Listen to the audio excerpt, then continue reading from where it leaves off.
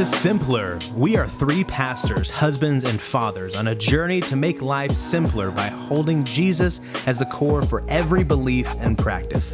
This journey has shaped us to be more like Christ, freed us from the shame of failure, and encouraged us to a deeper love of our Lord and God. We invite you to join us in the discussions that have shaped and continue to shape our lives. But I had some back pain, and we got a purple mattress, and I still had back pain. That was like I think that was, really? Yeah, that was a, what's what I'm looking for? Graduation present, something to Hannah from her parents. And I got a huge benefit. See, I don't have to graduate college. I get the mattress anyway. And then I ended up getting a different pillow. And so like, I think what was happening was like my head was like bending backwards a little bit. Did it come with purple pillows?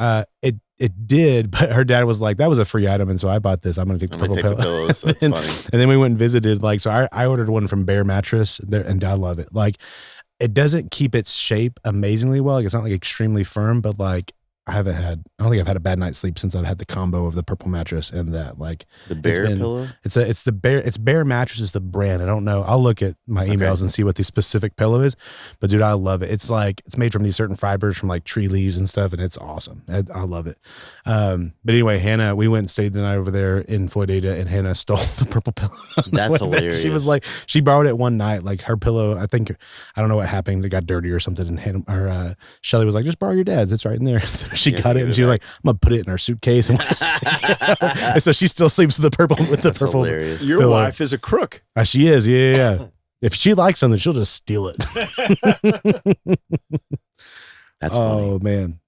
Well, hey everybody, let's step on over to the PCC. Let's go check out Pierce's Culture Corner. So a few weeks ago, a month now, was the Super Bowl, right? Which was I forget the stats, but it was like the most viewed Super Bowl in like years, a long time.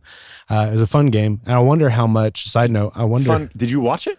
I did. Yeah. Oh, wow. That's probably the only football game that we'll have on the entirety of the game. Yeah. At least we've done that for like 3 or 4 years of our marriage. And so, Hannah really likes to have it on, and I'm like, we'll just have it on. Like, we'll see throughout the day. And plus I like being able to like know what's happening on Twitter and be a part of the conversation. So going into overtime was fun.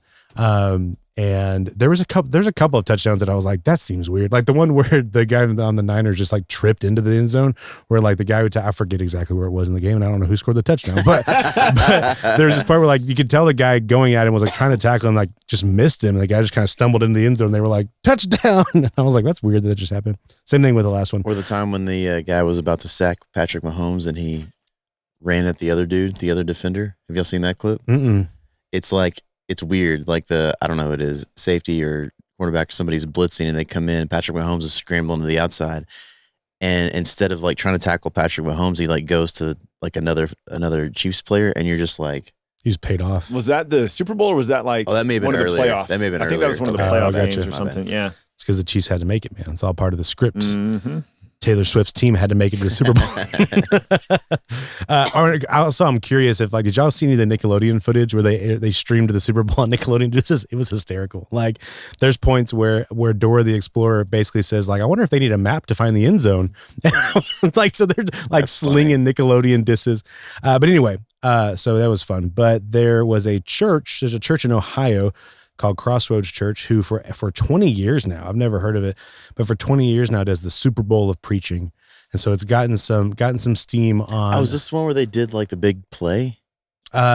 They did. Kicked the Bible? They kicked the Bible. That was the big one that got traction. And I don't think that was from this year's. I think that was from 2020. Oh, okay. There was a few clips that have been going around that are like, some are from this year, some are from the previous years, but they straight up kick a Bible. So like in order to. It has the football cover on it. Yeah. To like, to begin this, they Did it have. go far? She kicked it off the stage. Yeah. Went off the stage to the side. So I don't know the terminology either, but they called it a touchback. What is a touchback? Means it goes through the end of the end zone, so you get to bring the ball out to the 25. That was a long kick. Yeah. So they were like, was it the first time we've had a touchback in the Super Bowl of preaching? So they call it the Super Bowl of preaching. They have this whole, like this massive production. I kept seeing like quotes from what happened, but I couldn't find like a whole video of what was going on. So I found like the snippets. There's the kicking the Bible. There's another one where the pastor, the snippet said the pastor is interrupted for the halftime show. but then the pastor is performing in the halftime show. So it doesn't seem like they like stopped him from preaching and then rushed out there. Is this during the Super Bowl? This is the day of the Super Bowl. So like Super Bowl Sunday, they have the Super Bowl of preaching, and they performed Miley Cyrus's Wrecking Ball. They also had Usher's Yeah. Was it Dustin Kinsrew? Because like I'm all of a sudden okay with it if it was. I know, dude, that cover is really good. And then they also sang Garth Brooks. Garth Brooks sings it, right? Friends in Low Places, or what's the song actually called? Is it called Friends in Low Places? Yeah. So a song about just getting drunk at social events to avoid, like, he shows up in boots and a cowboy hat and just starts and just, oh yeah. And like the worship team is like on the stage, like mimicking glasses and like swaying around, and like the words are on the screen for everybody to sing along to. And I was like, is this a Super Bowl of preaching? Maybe I'm missing the context dude, of preaching. I know, right? So like all of those things, I was like, this is insane. Like, where my first thought in most of the situations where it's like we're changing a gathering of believers, or a gathering with the intention of Jesus into something.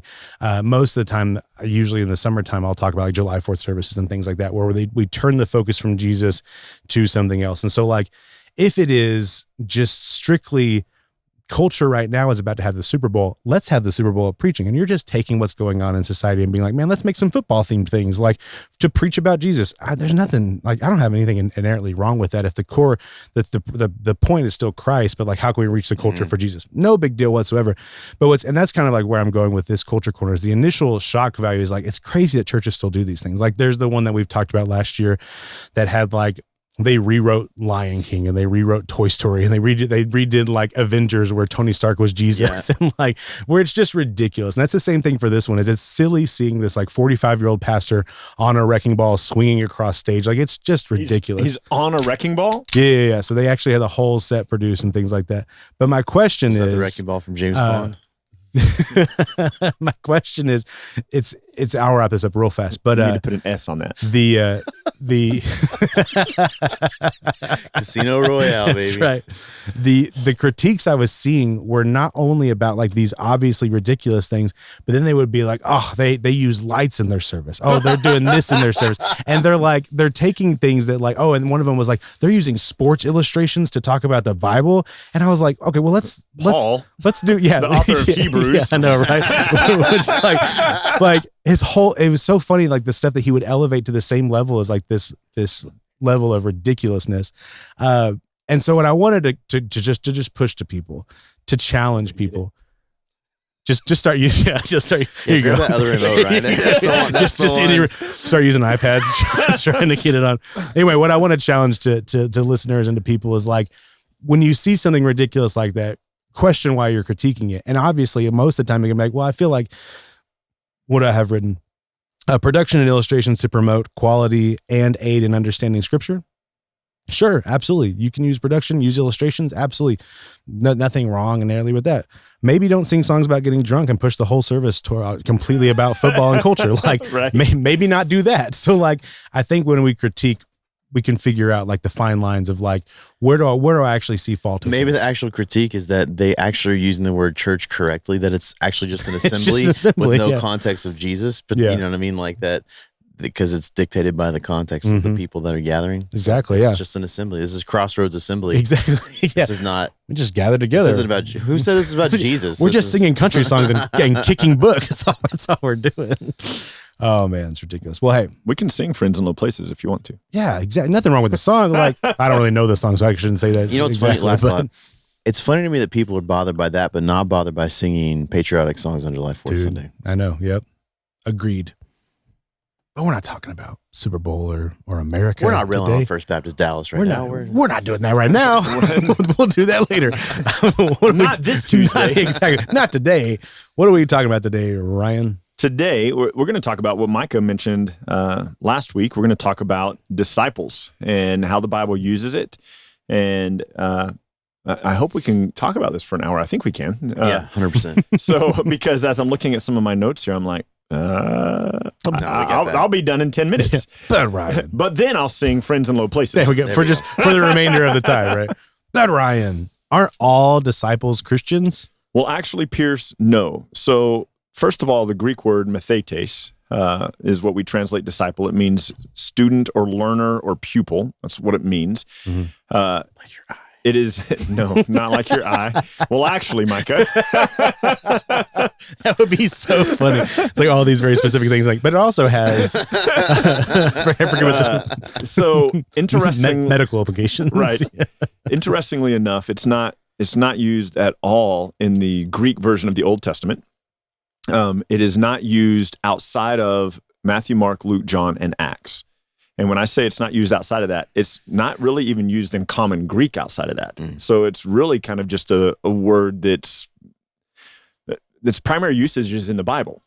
What we have done is we have assigned the meaning of disciple from Acts forward. So Acts, every time it's talking about the disciples, it is talking about followers of Christ. In the Gospels, that's not the case. Well, sort of, but not really. And so what we've done is in the 21st century, and I remember, and I hate to say that I remember this because it's embarrassing now that I think about it, but it was really cool, and that's sad too, to say that in the late 90s, to define your passion for the Lord, you'd say, look, I'm not just a Christian, I'm a disciple. Yeah. And that was... Wait, who was doing that? Dude, all the cool kids. Man, that was a big deal at the BSM, like in 2008 as well. Like people were like, "Wait a minute, you still have like it was like you have Christian on your Facebook profile or whatever. You should put follower of Christ." Like, 'cause that way there's no misunderstanding. Okay, but that there's feels a lot different of than fake disciple, Christians. right? Like, I guess a different, maybe same vein, but same like, vein of like, you know what I mean. So, because in all fairness, what a lot of people had started to realize was that there are a lot of people in church who weren't really pursuing the Lord, right? And so there were a lot of people on college campuses. This was a lot that was happening in our college ministry. And I don't mean it as a knock, because what was happening was there were a lot of people on our college campuses who were showing up for church on Sunday, but the other 6 days a week, in fact, the other 167 hours a week, nothing looked like Jesus. So there were some people, some of us who were in leadership who were like, man, look, I'm not interested in being, quote, you'd always do the quote fingers. I'm not interested in being, quote, a Christian. I want to be a disciple. Well, that's fine from a 21st century perspective. It is not okay to take the 21st century perspective of disciple and fold it back on the Gospels. Sure. You can do that in the book of Acts. In the book of Acts, it is talking about people of faith. In the Gospels, the word disciple is not talking about people of faith. Arguably, even the people we call the 12 disciples. And so I'll give you a couple of things, and then we can run at it from there. But it's clear in the Gospels, although it's mentioned way less, it's clear in the Gospels that there are disciples of John the Baptist. It is clear in the Gospels that there are disciples of the Pharisees, and it's clear in the Gospels that there are disciples of Jesus. What we tend to do is read the word as Christian, even though, like if you're just reading it, you obviously read it as disciple. We read into the word Christian, the implication of Christian, which we can't do. So a couple of things. Jesus rebukes the Pharisees, and he says in Matthew 15, for example, he says, your disciples break the commandments of God for the traditions of men. So he's speaking to the Pharisees, your disciples, your students are breaking the commandment of God for the traditions of men. In Matthew 9 and in John 3, it's talking about the disciples of John who were followers of John. I think one of the things, let me start from the Jewish perspective. The Jewish perspective, which is the perspective we have to have when we read Matthew, Mark, Luke, and John, the Jewish perspective of a disciple was that they were a student. And every rabbi in the Jewish system had disciples. And every preacher, John the Baptist wasn't the only preacher along the river. Every preacher along the river had disciples. And Jesus elevated himself as a rabbi in this Jewish culture. And because he's a rabbi and so disciples were people who said, man, I like this person's teaching. I want to follow this person's teaching. One of the things that I think we miss is, I'll come over here to John 6. And in John 6, it's where Jesus has fed the 5,000, not counting the women and children. He's fed all these people. He's given them all this bread. And then at the end of it all, bless you, at the end of it all, he says, unless you eat my flesh and drink my blood, you have no part with me. And the people are grumbling. And it says this in John 6:60. When many of his disciples heard it, they said, this is a hard saying. Who can listen to it? But Jesus, knowing in himself, that his disciples were grumbling about this, said to them, do you take offense at this? Then if you were to see the Son of Man ascending into the heavens where he was before, it is the Spirit of God who gives life. The flesh is of no avail. The words that I've spoken to you are spirit and life. There are some of you who do not believe, for Jesus knew from the beginning those who would not believe and those who would betray him. And it goes on to say in verse 66, at this point, many of his disciples turned back and no longer walked with him, effectively ceasing to be his disciples at that point. Yep. So the problem you run into is if you read the word disciple as Christian, which it does not mean, it just means student, then what you end up coming to is loss of salvation. If you read into the word Christian, Sure. If you read into the word student, then when Jesus started teaching the elevated classes, like the easy classes are here's free bread. The hard class is unless you believe in me, you're not really saved. Right. In John chapter 8, a couple of chapters later, he says, unless you abide in the word, he goes, if you abide in the word, you're truly my disciples. Yeah. And so there are a group of disciples there are students who are following him. And he's like, look, he says in John 15, he says, those who bear fruit prove to be my disciples. Yeah. So there's all these kind of conditions to being an authentic disciple that elevates you beyond just being a student, just being a learner. Yeah. And so let's see, I had something else. In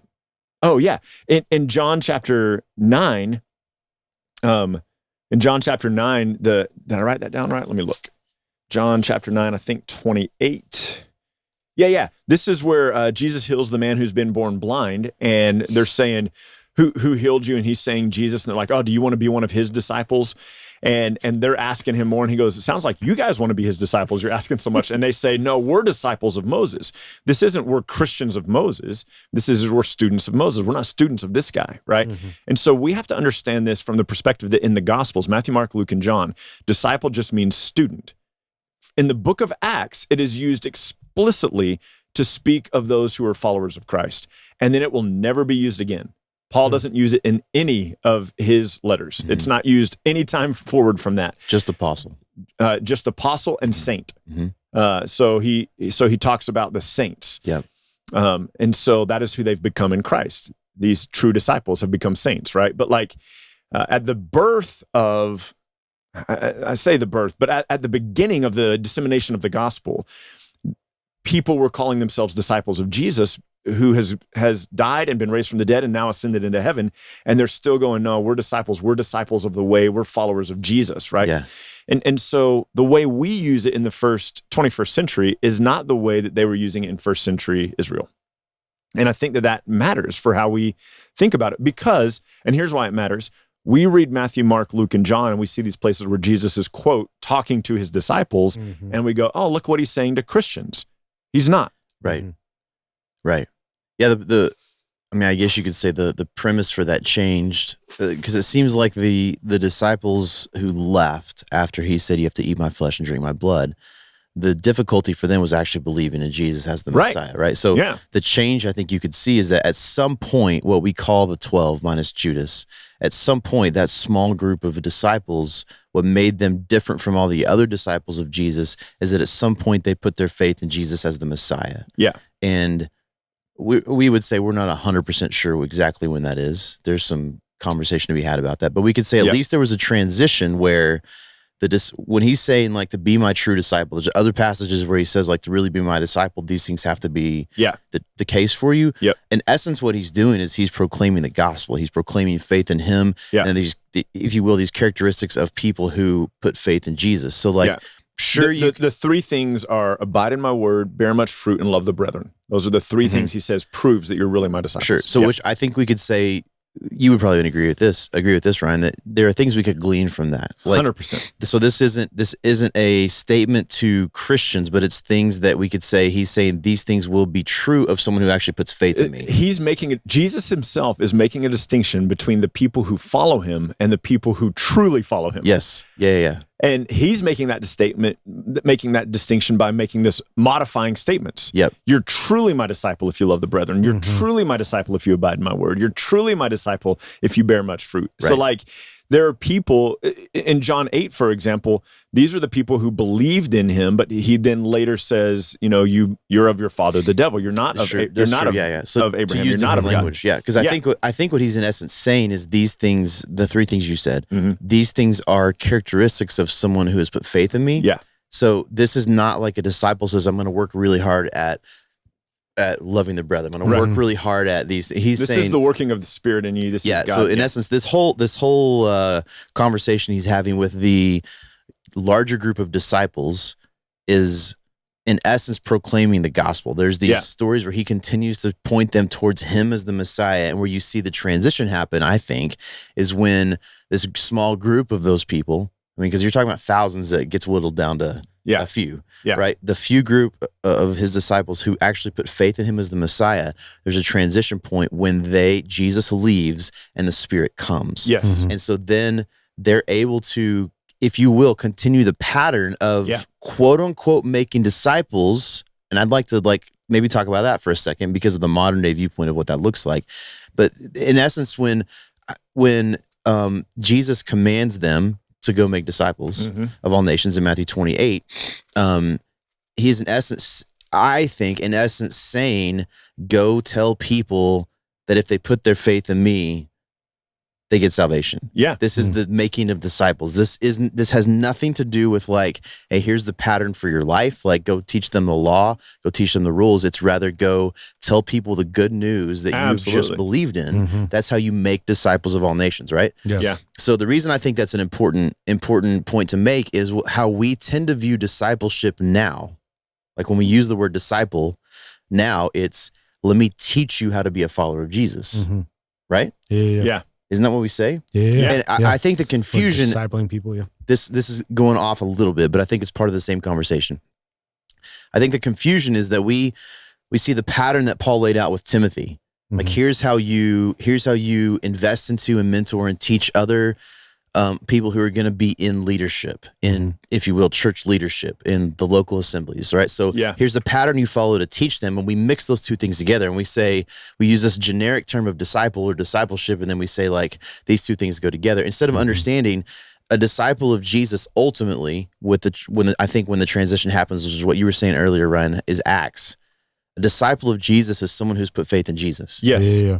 Yeah. So what we tend to do as Christians in the 21st century is we compare ourselves to Peter of the Gospels and we go, oh, look, he was a Christian just like we're a Christian. And we forget, to your point, Micah, that he hadn't received the Holy Spirit yet. Christ hadn't died yet. Right.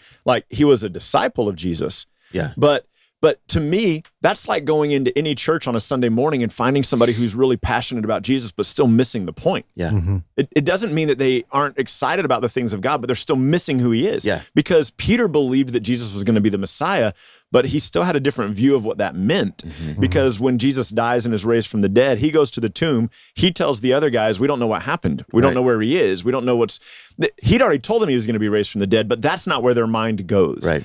And even the two guys in Luke 24, two of the disciples on the road to Emmaus, they're going, hey, look, we thought he was going to be the Messiah. They're still missing the point of it until Acts 2. And then they never missed the point again. They haven't actually believed in Jesus yet as the Messiah. They believed their version of it, which I think you see a lot in churches now. I think there's a lot of people who claim to be Christians who are like the disciples in the Gospels who have heard this message, but it hasn't clicked yet, or they haven't put faith in Jesus yet. You could just say that. Yeah. But they have they know pieces of it. They've heard the stories of Jesus. They've heard people teach the scriptures. They have the info. It just hasn't translated to faith yet. Yeah. And so I think it's the story you see through the Gospels. As an example, to your point, Ryan, about comparing yourself to disciples in the Gospels, I hear people teach all the time about Peter walking on the water with Jesus.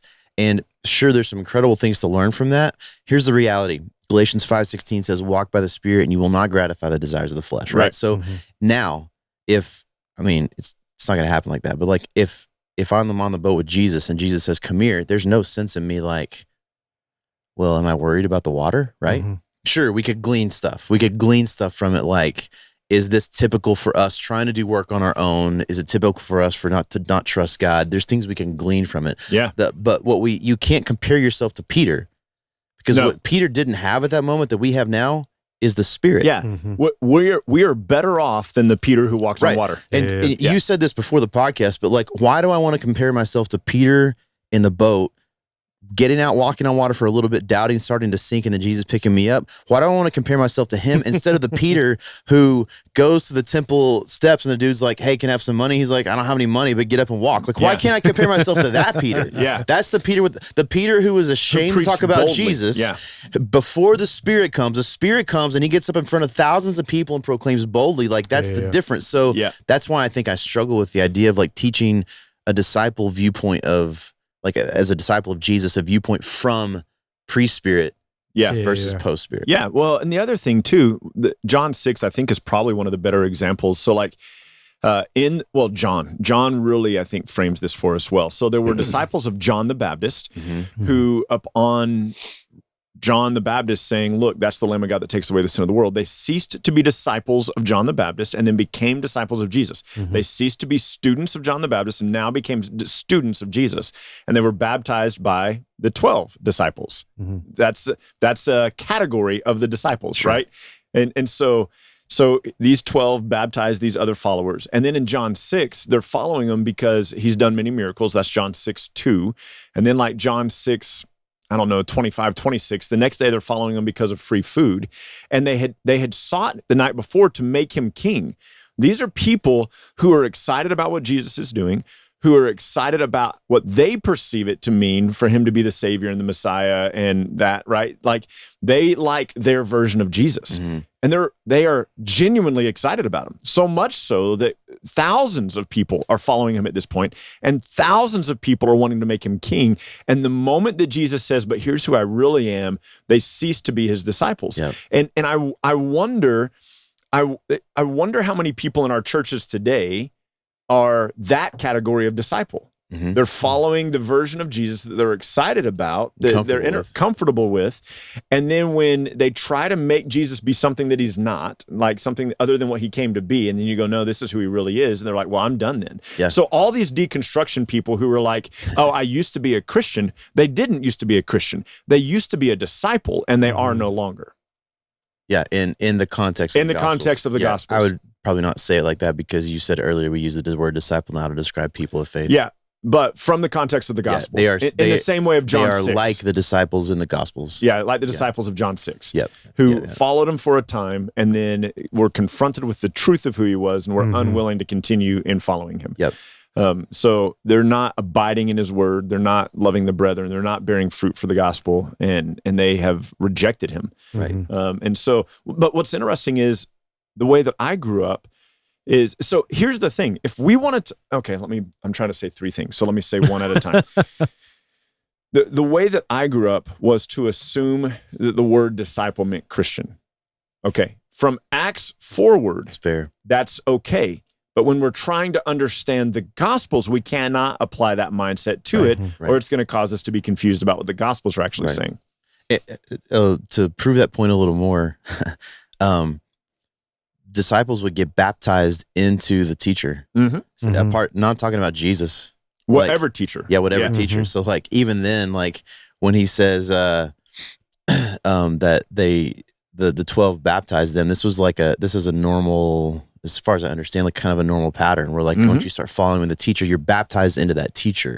It was a way for you to identify with their teaching. Their teaching, right? You're saying you're their followers. So I think there's some like cool, in a positive way, there's some cool like carryover into how it looks like post faith in Jesus with the disciples. Like there's some carryover over those things, which remind me guys later. I don't want to talk about it now, but I have some interesting thoughts on that particular thing that I've never thought about until you said something earlier. But now I want to talk about it. I can't say it here because it's we need to flesh it out. Not formulated at all. It's just like one of those random thoughts. But there's some cool carryover where what was it that I said that reminded you? I'll make a note. I don't remember. Just write cultural disciple. Okay, that'll help me remember later.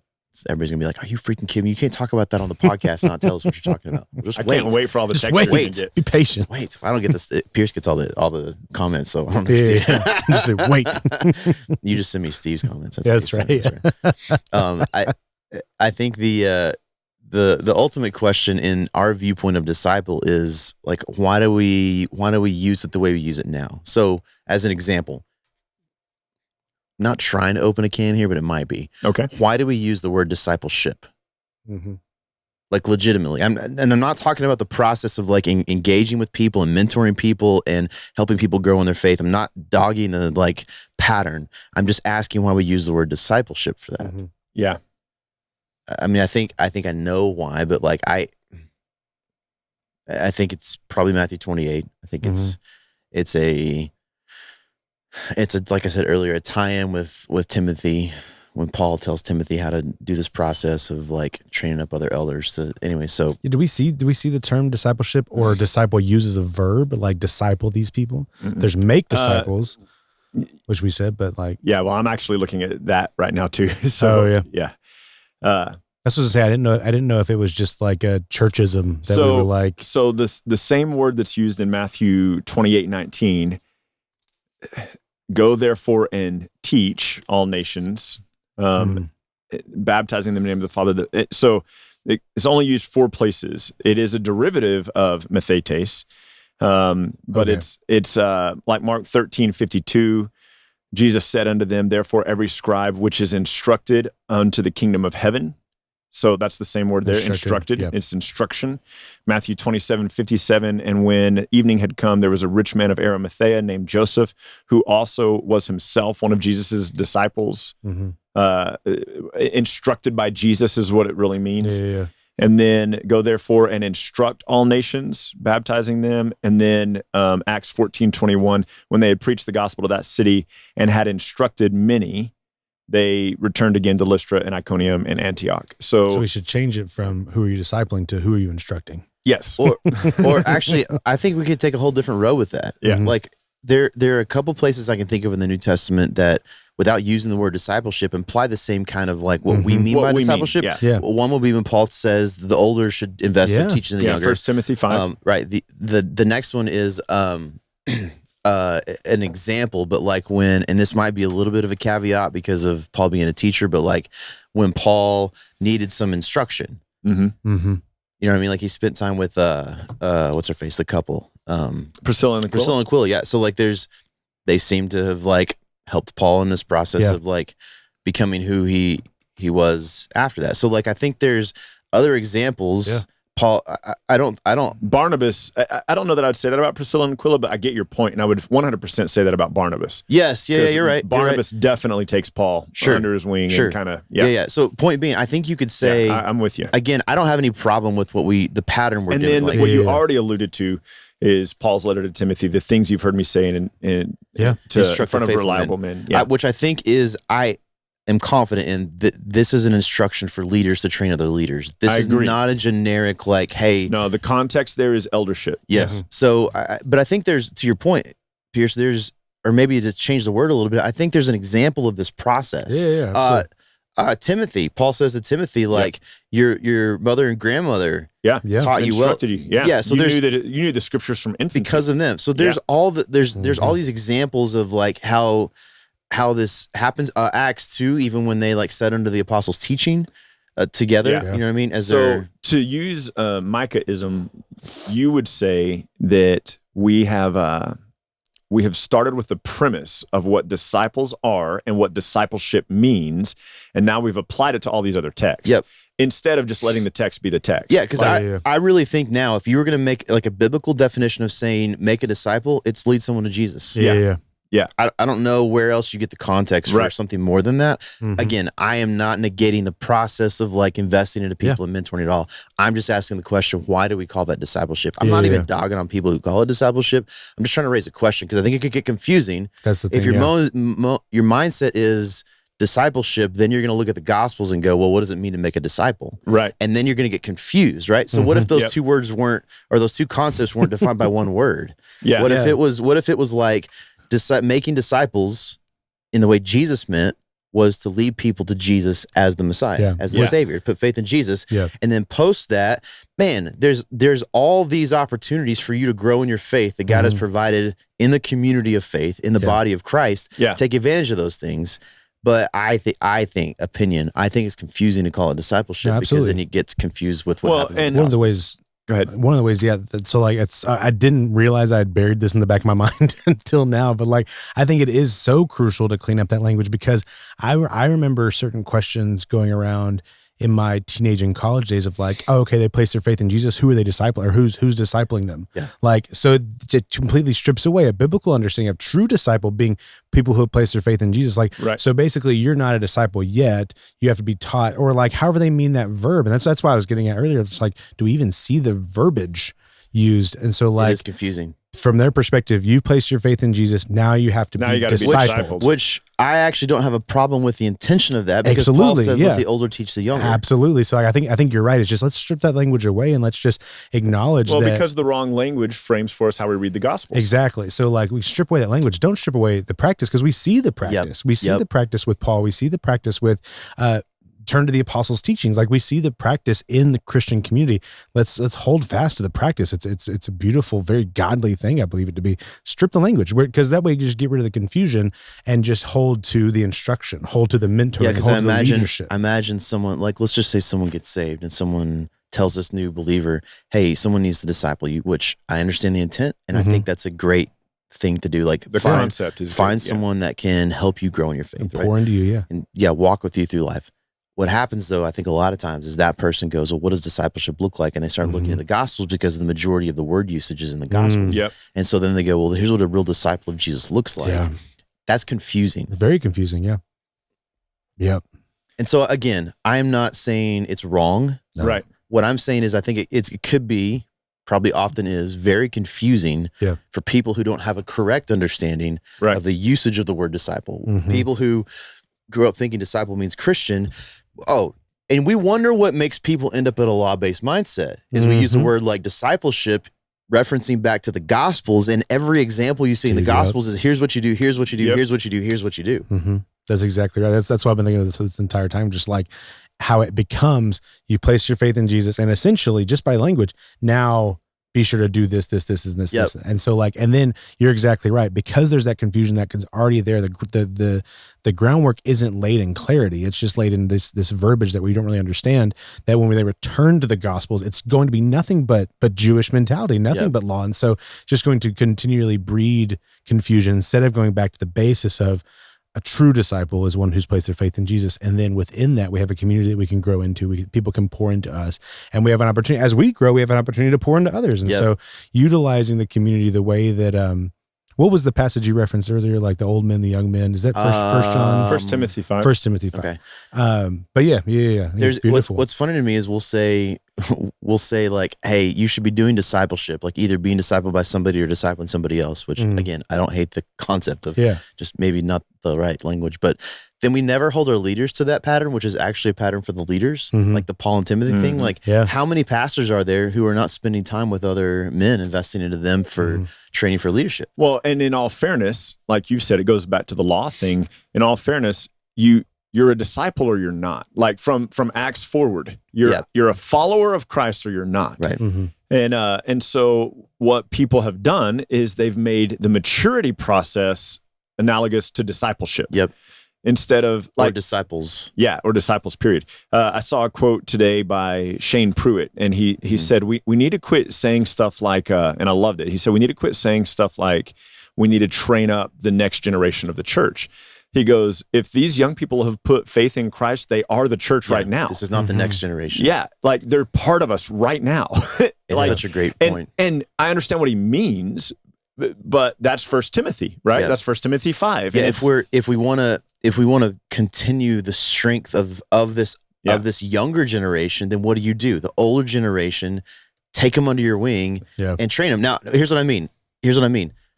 I think there's two categories of this. One is leadership. Hey, there are young men and women who God has given a passion and heart for, probably some of the Ephesians 4, people who are given to the church, equipped, gifted for equipping the saints, right? So if you're one of those Ephesians 4 people and you're older, start taking those people under your wing, Paul did with Timothy, and like he told Timothy to do with others. Teach them. Yeah. Then there's also the sense of the older teach the younger, of just walking through life with people to help them in this maturity and growth process and do life with them. So take other people. And I don't even think it has to be an age thing. You know what I mean?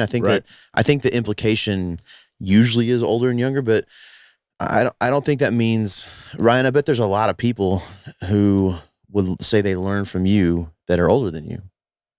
You know, so like I don't think it's getting pretty old. That's true. That's true. I'm getting older. Yeah, I'm with you though. Yeah, I don't think it has to always be an age thing. I think the implication is like, well, that's an important process. So again, I'm not negating what people call discipleship. I am negating. We need to name it differently. Use of the word, because I think it can be confusing. But I think that, to Shane's point, like, we shouldn't view the up and coming young generation as not part of the church yet. Right. They're part of us. Yeah. Well, not to tick more people off or whatever, but like from Acts forward, after Acts, so Romans forward, the word disciple is not used at all. Mm-hmm. So Paul is writing all these instructions to the church. He's writing these instructions to Timothy. This is a perfect chance for him to use that word. Mm-hmm. To say mathetes, to say like, Timothy, you're my disciple. Yeah, and to say, and go and make other disciples. But he doesn't. But instruct them in the things of God. Like, and so what we've done is we've made discipleship something that the Bible doesn't make it, right? Mm-hmm. So like in Acts, it's not even the process. In Acts, it's not the process.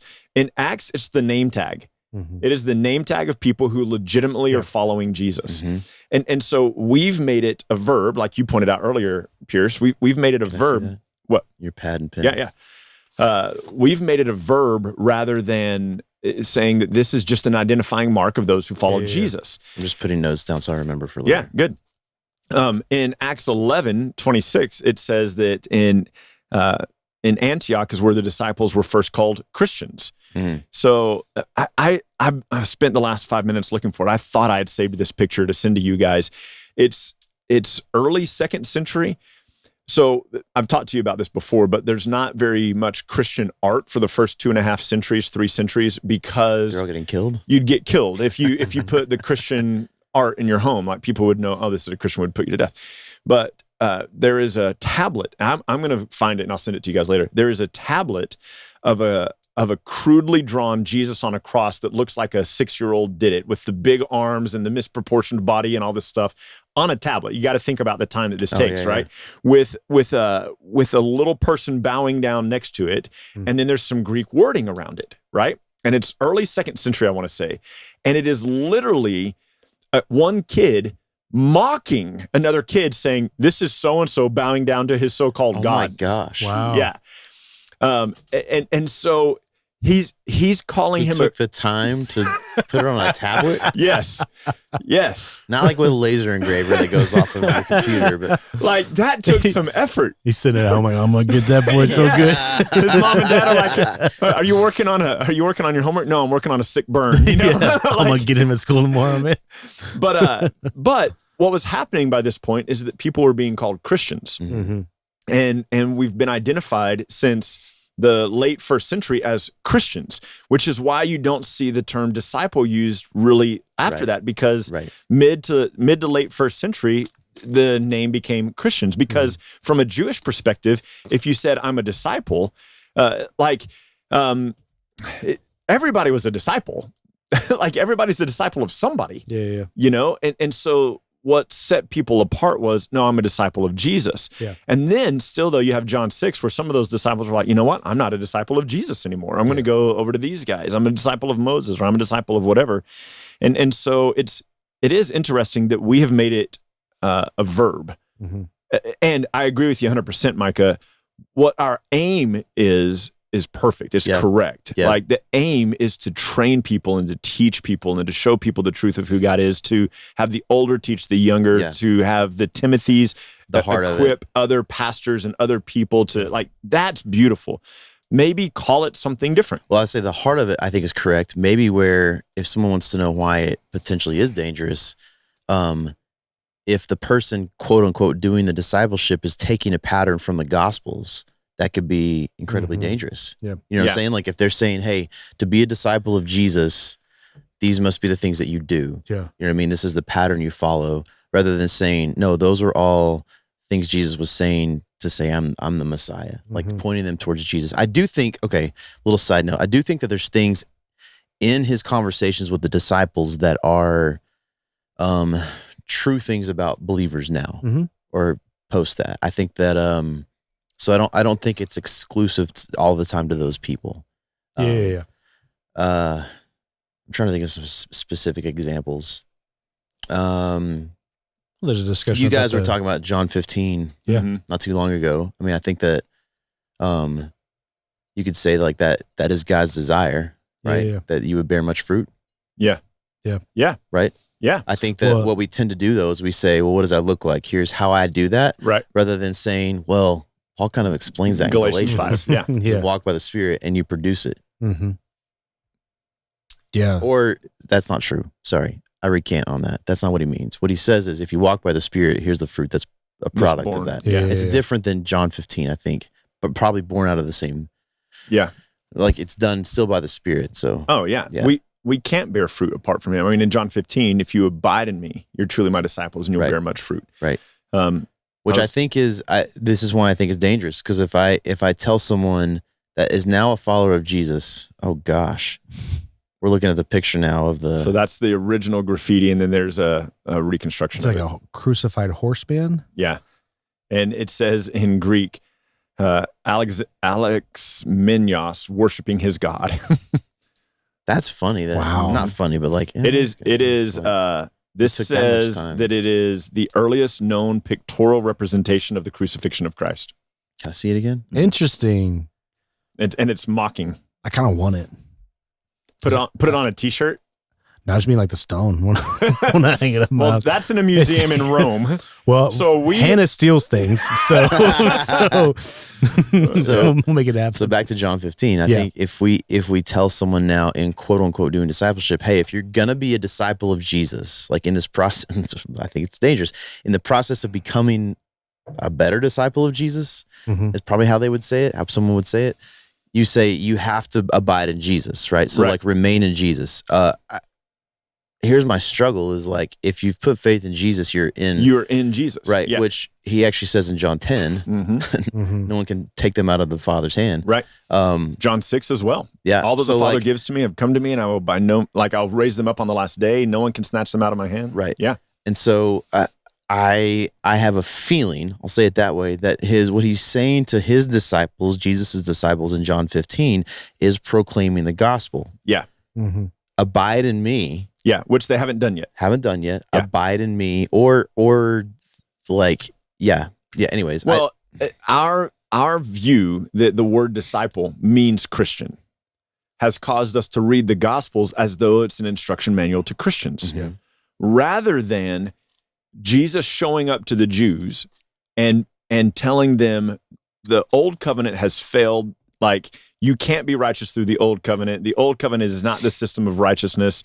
And here I've come to inaugurate righteousness and bring about righteousness. Like, it's this transition point between the old and the new covenant. And he's showing them the fallacy of what their system is and showing himself to be God and saying, put your faith in me. And so these disciples are grabbing hold of Jesus, not because they believe him to be God, none of them at this point, but because they like his system. Like they're just like, okay, yeah, you can be king for us. We like you. And I don't know. We can't read it as Christians. Give me y'all's thoughts on this. This is a little bit of a side note. I kind of have a feeling that the 12 minus Judas, just say the 11, I guess, and maybe a few more, actually believe Jesus was the Messiah. Yeah. But they believed that the Messiah was not the actual Messiah, like their viewpoint of what the Messiah was. So it was different than what the scriptures had proclaimed and who Jesus actually was. So it would be like saying today, well, I believe Jesus is God, I'm just not sure he's the creator. Right. Something like that. Where like it's a version of the gospel, if you will. Or people who have said, because I've heard this one, people who will say, I believe that Jesus is real, and I believe that he wants to make the world a better place and make us kind to each other and just moral. Yeah, like it's kind of a moralistic view of Jesus. Yeah, so I think that there's a good chance that those people actually believed in him as the Messiah, but their version of him as the Messiah was not correct. So this isn't actually putting faith in Jesus as the Messiah that's revealed in Scripture. That's been promised. It's putting their faith in their version of what they believed, or even more specifically, a Jewish cultural perspective of what they believe the Messiah is going to be, which they're still waiting on today. Earthly kingdom. Yeah. So I think that there was a group of people who probably liked Jesus because of the good things he was doing and became followers of him or disciples of Jesus because he was doing all this cool stuff, and they respected him as a rabbi. I think there's this other camp of people who really believed Jesus was the Messiah, but their viewpoint of the Messiah was wrong. Yeah. And so I think you see in the Gospels those two camps of people. Neither one had actually put faith in Jesus yet because they didn't understand the gospel. Yeah. The good news that Jesus was bringing. Yeah. Which is the story, I think, of the Gospels. He's saying it. Here's the good news. But so I think there's two different groups. So I think if we were going to glean anything from that, I would say like you could probably see this pattern in people who haven't put faith in Jesus yet. Like there's people who reject him. There's people who like him because he seems like a good dude. And there's people who think they believe in him as the Messiah, but the gospel they are putting their faith in is not the actual gospel. It's some version of the gospel. Yeah. Which is why in one breath, Peter can say, we know who you are. You know, you're the Christ, the Son of God. And then in the next breath, be rebuked by Jesus and be told by Jesus, get behind me, Satan. You don't have in mind the things of God, the things of man. Yeah. And so like you look at the fickle nature of Peter, and it's because Peter misunderstood the Messiah Jesus came to be. Yep. It's not that Peter's bad at being a Christian. No. It's that he is a committed disciple, but he has misunderstood what he's being a disciple to. Correct. Yeah. Like Peter's not a committed Christian until Acts. Like if you want to call a Christian. Well, and I struggle even saying committed because what changed in Peter's life was not his commitment, it was the Spirit. Yeah. His faith in Jesus that produced then the giving of the Spirit. Yeah, you're right. I mean, I would argue that all true commitment to Christ comes from the Spirit. So it's just a better way of saying it. I think that someone who puts their faith in Jesus is committed to Jesus. Yeah. I think that, like I asked someone recently, they were dogging on me for this concept of like, can Christians do whatever they want to do? And I was trying to change the paradigm of how they thought. And I was like, well, if you've been given the Spirit, your desire now is for the things of God, not for you. Yeah. And they were like, what about when I sin? And I was like, do you ever feel bad when you sin? It's like, why do you feel bad if it's what you want to do? Yeah. And they were like, oh, I've never thought about it that way. Yeah. Because you've only thought about it from one paradigm. Like, why do you feel bad if it's what you want to do? Yeah. People who don't care. They don't feel bad. Don't feel bad about it. Yeah. Right. Yeah. It's the Spirit. Yeah. So why do you still sin? Because you're stupid. Stop being stupid. But it's not what you want to do. What you ultimately want to do is honor God with your life because the Spirit's in you. That's why you feel this tension and sorrow and grief because of that. So can you do whatever you want to do? Yes, because what you actually want to do is honor God with your life. Yeah. Sorry, that was a little side note. No, I love it. I'm sick of that question. Yeah. I completely agree. I know it needs to be a conversation. I don't even know where I'm going with this, but like, I know it needs to be a conversation, and I'm not impatient. All of us have experienced the freedom on the other side. And so like when those conversations happen, part of me like wants to wring people's necks. All three of us. All three of us here at this table have experienced the freedom from this standard-based lifestyle, from this whole thing of like, well, now that you're a Christian, you can't do anything you want to do. Like utilizing these types of words to define things instead of realizing the freedom that we have in Christ and the empowerment that we have now in Christ to not only able to enact godliness in our lives, but the desire to do so, not from a place of like, well, I guess I better do this today because I'm a Christian, but this root of like, I get to honor God today, and that's what I want to do today. And then when something flies in the face of that, say, gosh, that sucked. That didn't honor my God today. I don't want to do that. I want to live out who I am. Instead, what the world has so often done is something flies in the face of it, or something happens, and they feel like they're all the way starting back from step one in this mentality of like, now I've got to make things right with God again, instead of coming from a basis of true understanding and true faith in Jesus.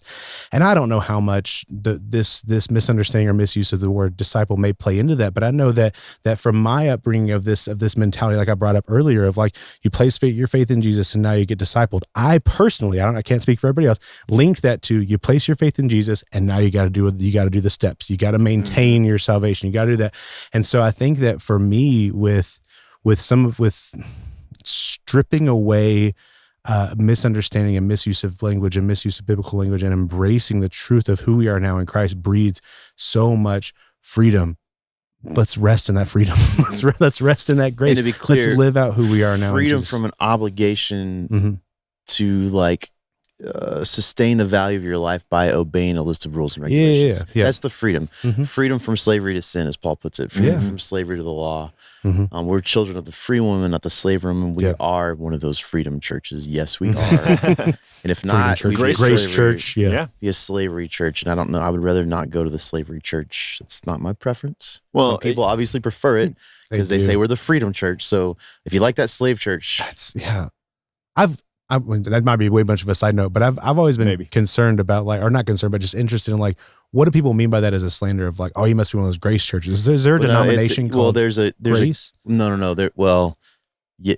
But like, so there is a group of people, Hillsong, I think is one of them, who says like, you're a Christian now, you can just go do whatever the heck you want to do. And they mean it in the sense of like, it's almost a like Gnostic viewpoint of like the spirit's good, flesh is evil. So that's where the kickback comes from. Is there's a group of people who say, you got saved, now just go live like hell and do whatever. Like that's not what we mean by that, but that's I think the correlation that people are taking. Is that's the kickback initially. My problem is their kickback usually is based on the law, and in my mind that's the same ridiculousness. Like both those sides are stupid. And so I'm going to tell them both they're stupid. So and then they never like that, either one of them. But they're being stupid, and they don't like that for some reason. I don't like it when you call them stupid. I don't get it. And this is why everybody else gets the messages and not me, because they're like, I don't want to get called stupid. I'm not gonna. But I think that you're right, Pierce. Using the word disciple actually does imply some of the like standards that people can. I don't think Jesus was giving standards. No. I think he was saying this is a characteristic of someone who actually puts their faith in me, but I think you could read it as a standard of if you're a disciple, you got to live this way. On just a few places. Just a few. Just a few places where he modifies, because Jesus, when he says this is what it means to truly be my disciple, he is admitting that there are disciples who aren't true in their discipleship. Sure. Yeah. And so for us to just say, well, yeah, but that's Christian. No, it's not. To your point, Pierce, about like once you become a Christian, you've got a disciple. Like the question that I remember being asked forever that I used to ask people is, who's your Paul and who's your Timothy? So who's pouring into you and who are you pouring into? And like, I'm not even going to say that it's a bad idea, but I think that but to set that up as a standard. I don't think it's necessary to say it like that, because you could say it like, hey, who are you doing life with? Who's your community? Is there someone older, whether you mean older in age or older in spiritual maturity, that is investing into you? Or if you're older, who are you investing into? For example, Timothy was younger than the people he was teaching, because Paul says to Timothy in 1 Timothy 4:12, which a lot of people use as their youth ministry verse, and we should have. Don't let them look down on you because you're young, but set an example for the believers in life, faith, love, speech, and purity. Timothy, the word. I teach that at every kids camp. I'm just kidding. I'm joking. The elder, as Paul's referring to them, and in Timothy, primarily culturally was an older person, someone of reputation, someone who was revered for their wisdom and for their character and this kind of thing. And many of these people were being looked at. He's like, don't let just anybody be elders. They've got to have certain qualities. They're not just elders because they're not just overseers because they're elder in the people. Community. And so he says, so don't let these older people by age look down on you because you're young. And it's estimated that Timothy at this point was in his late 30s, mid 40s. He's not 15. But that's the situation where Timothy was training people older than him. Yeah. Well, I mean, that's where basically we are. Yeah. And so I think that like we experience that people will often say, you guys don't know what you're doing. Not by nature of like how we do ministry, but just by nature of how we look in our age. And we're not helping that by the way we dress either. But I'm not interested in, unless I could look like James Bond, I'm not interested in wearing a suit. You know what I mean? True, I just want to be who I am and do ministry. So yeah. But no, you're right. There's I think a sense of like, we feel this obligation to tell people you've got to be involved in this discipleship process now, which I'm saying, I don't mind the process. Just call it something else. Yeah. Because there's baggage with the word. That's an incorrect understanding. Right. There's a lot of words in the Bible that have a modern Christian take on them that the the Bible itself didn't intend. And that might be an interesting podcast to do sometime, to talk about, like, ecclesia. We mentioned that a little bit, that'd be a good one. Just like some words that, just some words that had a different Easter. Yeah, Easter's not in there at all. Yeah. I mean, it's once in the King James. We'll save it for the. There's a lot. Yeah, there's a lot of good ones. Where there's things where the words weren't translated. It was transliterated, or different things, and it impacts how we read and understand. Yep. Mm-hmm. Yeah, that'd be a good episode to do. That would be a good episode to do. The to give you a little bit of encouragement, Ryan, of just how the Lord used your Paul Timothy teaching back in the day. I don't remember you saying specifically Paul and Timothy, but what I took away from it, you may have used that language, but what I took away from it was basically like, how are you being intentional in community? Mm-hmm. And I think that that the heartbeat of that, if we strip away Paul Timothy, if we strip away like the feeling of necessity, like this has to take place in your life, maybe or the form, it has to look to look a certain way. Yeah, if we strip away like necessity or misuse of certain biblical terms or things like that, and just look at the heart of it, and thankfully that's what God really did in my life at the time, was just like, man, how are you taking advantage of the opportunities that are being given to you, specifically in Christian community? Mm-hmm. And so are you gleaning wisdom from those who are wiser than you, regardless of age? Like, are you gleaning from people who may know more than you or are wiser than you? Are you taking advantage of people who are under you, who look up to you to lead in the things of God? Are you basically pushing yourself aside, pushing pride aside, and just learning and also teaching? Like, so like the intentionality of community, again, what you said, Micah, this entire podcast, the heartbeat of it isn't wrong whatsoever. No. Like the desire for, I'm actually wondering if maybe the hang up sometimes is that we think it looks like a certain form. Mm-hmm. So like, I've heard people say before, like, man, I really want someone to disciple me, which I think is a cool heart again. Yeah. Mm-hmm. I would use a different word, but I love the heart of it. Yeah. The intent is beautiful. Right. Mm-hmm. I'm wondering though, if like, because we're looking for a form, we miss out on the opportunity to grow. That's because we think it can't happen unless it looks like this certain thing. So instead of just saying like, hey, I'm going to eat lunch with some guys that I enjoy, some people I enjoy that also love Jesus. Yeah. Some of them are more mature, some of them are less mature spiritually, or we have no idea. We just all love Jesus. We get together to eat lunch periodically, and there's some organic growth that happens. Yeah. I wonder if we miss out on that because we're like, I'm just looking for the one-on-one relationship. Yeah. And we miss the chance to grow because we're always looking for the one-on-one instead of letting it be more organic. Well, we don't need to say anybody's name, but there was somebody in the 456 that was like that many years ago that was asking to be discipled, and they came to each one of us at a different point. And we said, look, we already have these groups going, or come and help us set up early and hang out with us for that hour.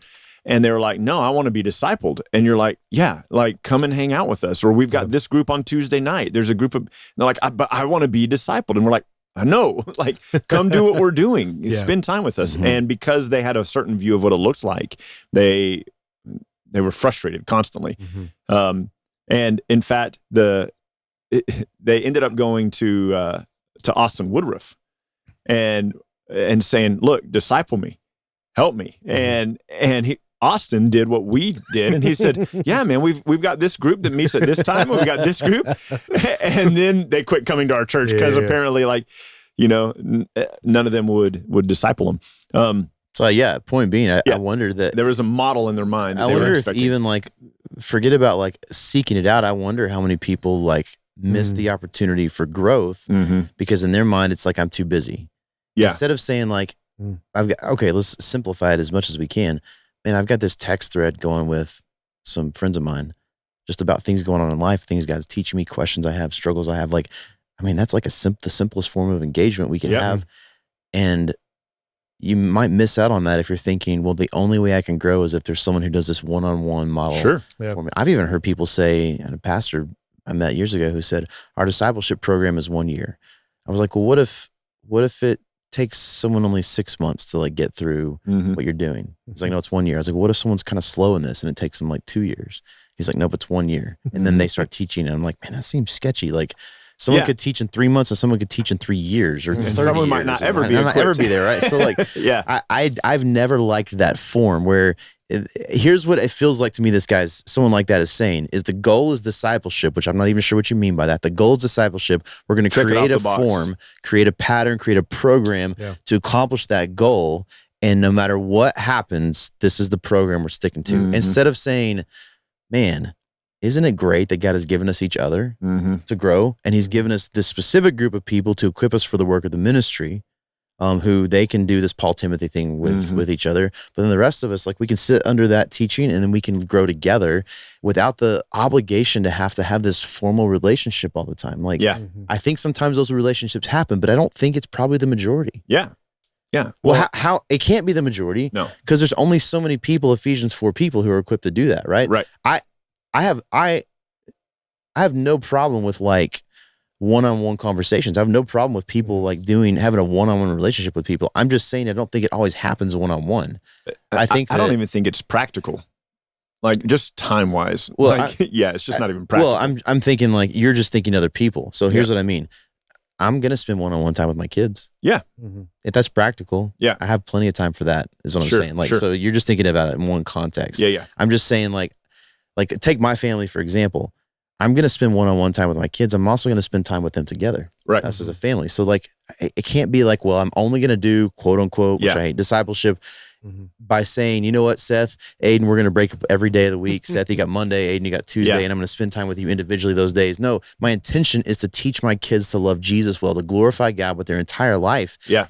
And sometimes that happens when we're camping. Sometimes that happens when we're fishing. Sometimes that happens in a one-on-one serious conversation. Sometimes that happens, Yeah. Well, maybe an interesting way for us to even just think about this, like, is, and maybe I'm going way out of left field here, though, is like, we tend to talk about disciple from one dimension. And what would be really interesting is, look, I'm convinced from the perspective how the Jews used it, I'm convinced that everybody on the planet's a disciple of something, of someone. Like there is something that you are investing in. There's something that you're allowing to invest into you. There's something, right? People are learning. If you're a disciple of, I've mentioned this last week at staff meeting. What's his name? Mr. Wonderful from Shark Tank, who, this was a quote I saw by him like a year or so ago, but he said, he was talking about, no, I didn't go to my kids' soccer games. No, I wasn't home for dinner because I knew it was important and I needed to make the money, and you're going to lose your family, and you're going to have people who are ticked off at you. And that's just the cost of paying the price. That's the price of you pay for what matters. So he's saying that money matters, business matters, the relationships don't. Like, he's a student of business, right? But like you and I, he's a student of stupidity. Yes, he is. But you and I are students of Christ. And like you said, Micah, somebody who has put faith in Jesus is what Jesus is calling a true disciple. Yep. Well, the modifier, a true disciple, sure. Right? And so the true disciples without of Christ, any work. Yeah, the true disciples of Christ, because of the Spirit in them, look different than the disciples who were trying to make him king the night before in John 6. They look different than the people who were just following him because he healed some people or he fed them. You know, like there's difference in them. Now, for the 11, that didn't kick in until Acts. They weren't different until Acts. Right. And so, I don't know, man. We've got to quit thinking of discipleship so one-dimensional. Same thing with baptism. Like, we got to quit thinking of baptism from one dimension. Yeah. There's a lot. Yep. This one was a little bit messy. It was. Like, let's ask what your simpler view would be. Because we talked about disciple and then we talked about discipleship, which should be changed a little bit. So I don't know. Simpler viewpoint is put your faith in Jesus and grow. There we go. If you've genuinely put faith in Jesus, you are a disciple. There you go. Yeah. I don't even know if we have to say that now, do we? No. I was going to say you can avoid the word altogether to avoid confusion. I don't hate it. I think it can be confusing. It can, but and now go back to Acts 11. The disciples started being called Christians in Acts 11. Just go to Christian. Just go to Christian. Just go to that. What else are they called? Just call Christians Christians. Followers of the way, right? Isn't that in Acts? Yep. Yeah. Let's start using that one. Saints. Yeah. I do like that one. Followers of the way. I like all of them, but I like Saints because it feels like that one is the one that gets a lot of kickbacks. People are like, well, I'm not, because that was going to be like, but I still sin. Like, I'm not really a saint. That one gets to the heart of the theology that we believe. Yeah. Absolutely, yeah. And that's the one that's used after Acts for the rest of the Bible. We're not talking about saints today, Ryan. What are we talking about? Those called and loved by God, things like there's like these modifiers that are Yeah. I like all that language, and that doesn't breed, I don't believe that breeds confusion with the clarity that we see in the scripture for those things. Yeah. Cool. Put your faith in Jesus, grow in him. We don't have to use confusing words. Take advantage of community, grow together. Just do it. That's a simple viewpoint. Just do it, I don't know what we're doing, but it just sounds right. You know who just did it? Stephen. we're at the Garden Audio as always. Comment on this post right now, wherever you are. If you're on Spotify, if you're on YouTube, wherever you are, comment on this post. Say, man, thank you, Stephen. Stephen, we love you. I'll send Stephen all the screenshots just so he can feel built up and feel loved. Wherever you are, wherever you're listening to this, you're watching it, wherever you are, in the show notes, you're going to see several things that we got going on through there.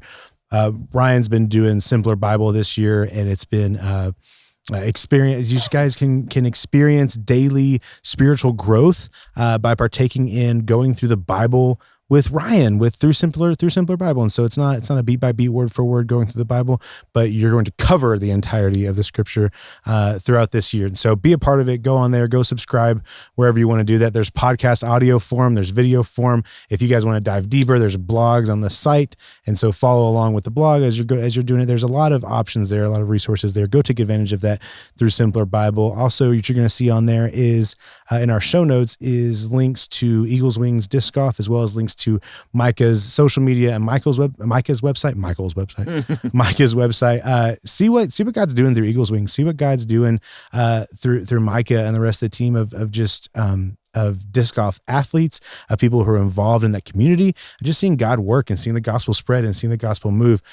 Go see what's going on over there. And if it interests you, give them a follow, give Micah a follow, send him questions about the ministry, about what's going on, what God is doing, how you can pray, how you can be involved. If you're interested in being involved, through giving, there's options to do that. So go to Micah's website, go to the donate tab. You can donate directly on there, and that money goes to funding his traveling for being a part of the Disc Golf Pro Tours, leading the chapels there, getting to know people, the retreat that you guys had in Florida this past January. So awesome things that God is doing in that community. Be a part of it, get involved, go see what's going on, check the links out that we got down there. While you're on social media, give us a follow, go see what's going on, share the post. It helps grow the Simpler community.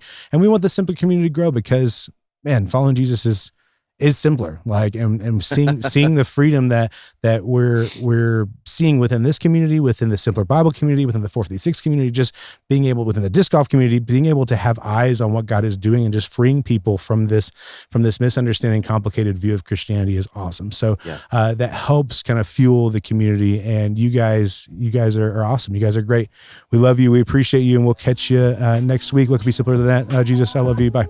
Wow. I forgot my tagline for a second there. Keep Jesus as core. What could be simpler than that? I was flying through the ending, man. I know. That was crazy.